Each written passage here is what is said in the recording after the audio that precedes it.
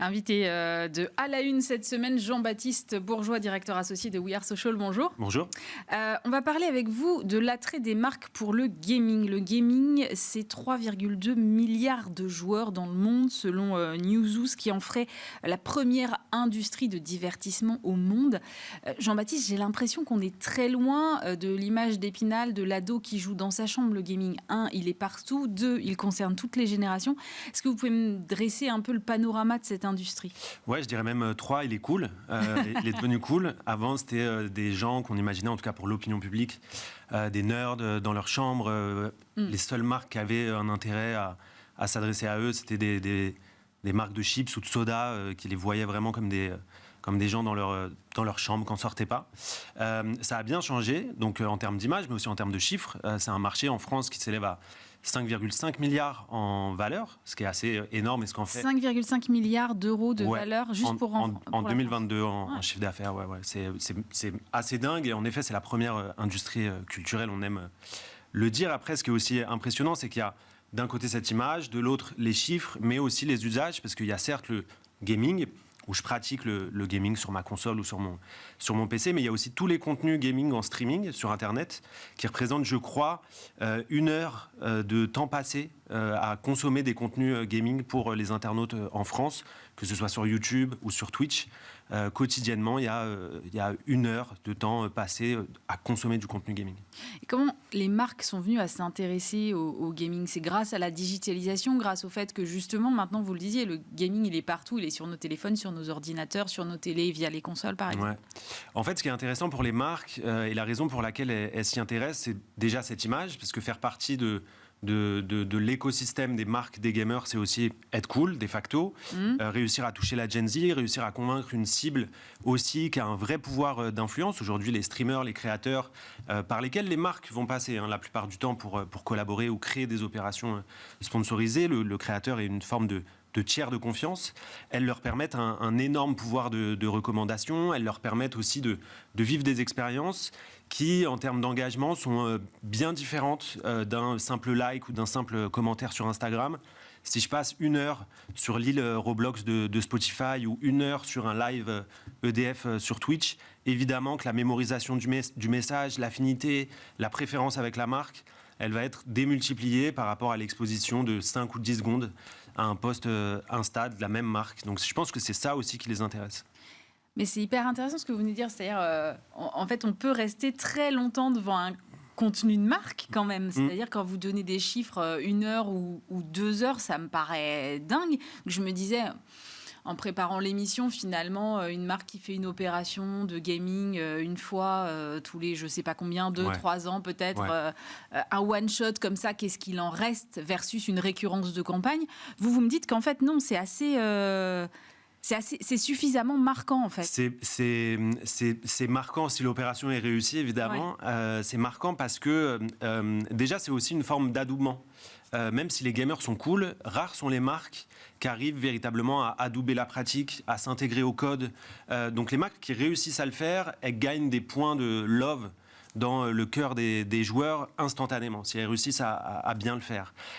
Ça, c'est un vrai enjeu pour elles. Et après, sur le temps, évidemment que c'est plus compliqué pour les marques de créer des campagnes récurrentes, mensuelles ou quotidiennes sur un live. Mais quand on arrive à maintenir l'attention de joueurs pendant 2 heures, par exemple avec Cloran, qui va s'intégrer avec une streameuse dans Red Dead Redemption pour faire la pédagogie du pouvoir des plantes, on a 2 heures de pédagogie complète avec des gens hyper attentifs. Ça a énormément de valeur pour les marques. Mais parlons-en de cette campagne Cloran, parce que moi j'ai trouvé ça...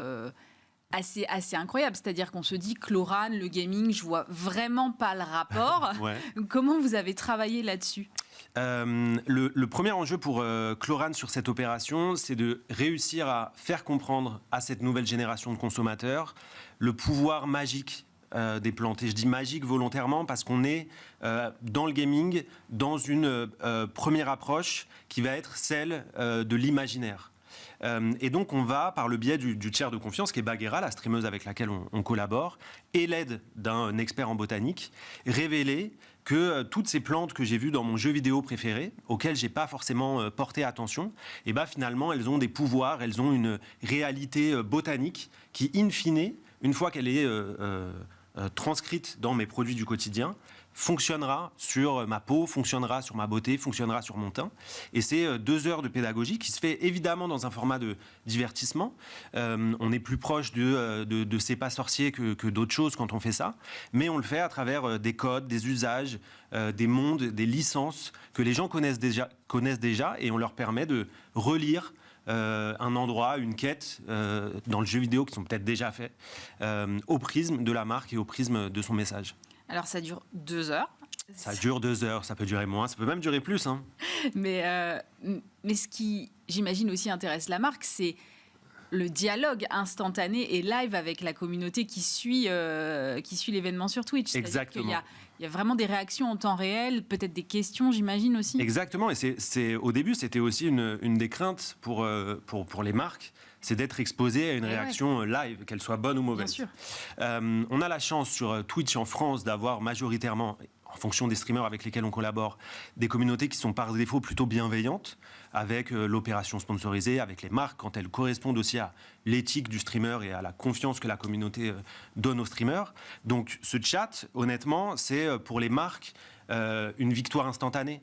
On n'a pas besoin d'aller post-tester notre campagne pour être sûr que ça ait marché. On voit directement en live si ça fonctionne, si les réactions sont bonnes, si les gens valident le message de la marque. Et ça, honnêtement, ça a aussi beaucoup de valeur. Alors, c'est aussi le cas sur X, anciennement Twitter. Ouais. Mais sur Twitch, il y a une réaction instantanée, des émotions instantanées qui permettent aux marques de mesurer directement l'impact de leur campagne.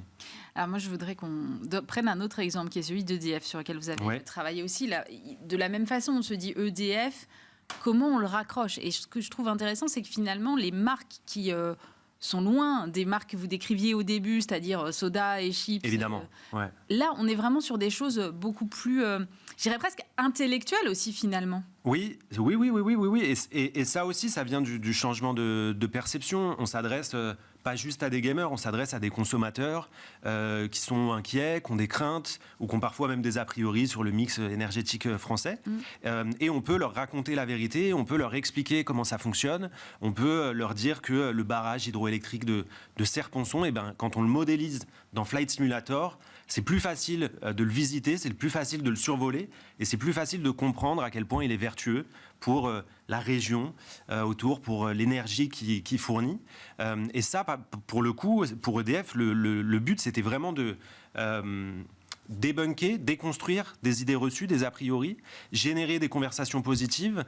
Et ça a été le cas. Et ça a été le cas en live avec, pour le coup, un expert EDF, un streamer, et la marque, des logos, de la vraie awareness pour faire comprendre que celui qui me parlait, c'était personne d'autre qu'EDF et que le premier producteur d'énergie en France était finalement moins inquiétant, bien au contraire, que prévu pour moi, streamer qui m'était peut-être jamais intéressé à ça et qui n'aurait même pas fait l'effort d'aller me renseigner. Donc la marque vient aux consommateurs, leur explique avec les codes du gaming, c'est vraiment important d'adouber, de respecter les codes et de s'y intégrer intelligemment pour être sûr de faire passer son message. Si on a ces critères-là, si on valide ça avec le streamer et la communauté, théoriquement tout se passe bien, même avec les messages les plus compliqués de marque. Ouais.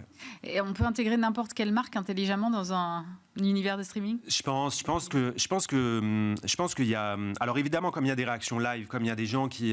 comme on s'adresse souvent à des communautés, c'est des communautés qui ont fait confiance à un créateur. Donc il faut prendre ça en compte.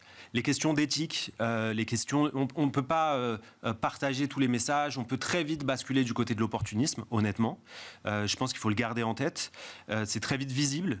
À partir du moment où on dénature un jeu, à partir du moment où on est là simplement pour la récupération du cool, de la hype, du moment, là pour le coup les réactions peuvent être négatives, donc il y a des risques. Je ne vais pas vous dire que c'est possible pour n'importe quelle marque et pour n'importe quelle communauté. Non, après, le premier deal, il se fait avec le créateur, il se fait avec éventuellement la licence sur laquelle on travaille, et ça permet déjà d'avoir une certaine garantie. Quels sont les KPI qu'on regarde sur des choses comme ça qui sont quand même voilà, qui prennent du temps, qui nécessitent un vrai engagement de la marque, qui nécessitent de faire appel, vous le disiez, à un streamer ou un créateur à côté. Ouais. Comment vous... C'est la question que se posent les marques, parce qu'il y a évidemment quelque chose de sexy. C'est la mode de faire des OP sur le gaming. Mais après, il y a la réalité business, il y a la réalité de mes objectifs de communication. Alors, du simple fait de parler, de prendre la parole, évidemment que les KPI classiques, awareness, considération, peuvent être mesurés avec ce genre d'opération. Mais derrière, les mécaniques qui s'ouvrent à nous, quand on travaille sur Twitch, quand on travaille sur le gaming, peuvent nous permettre de la création de trafic. On peut imaginer des opérations avec un code promo qui est révélé pendant l'opération, et qui permet de mesurer un trafic ou de mesurer le téléchargement d'une app ou d'un jeu mobile. Ça, c'est possible. On peut aussi mesurer une part de voix. Sur un temps fort commercial, par exemple, si je compare la part de voix de ma marque par rapport à celle d'une autre, et bien une opération comme celle-ci peut véritablement booster la positivité de la conversation. Et quand je parle de positivité, évidemment que pour certaines marques, comme pour EDF par exemple, le sentiment est important. Et donc les objectifs, les KPIs, ce qu'on va mesurer, c'est aussi le sentiment de la conversation qu'on génère. Pour le coup, jusqu'ici, c'est que des conversations positives, on est très content, mais il faut évidemment respecter les règles.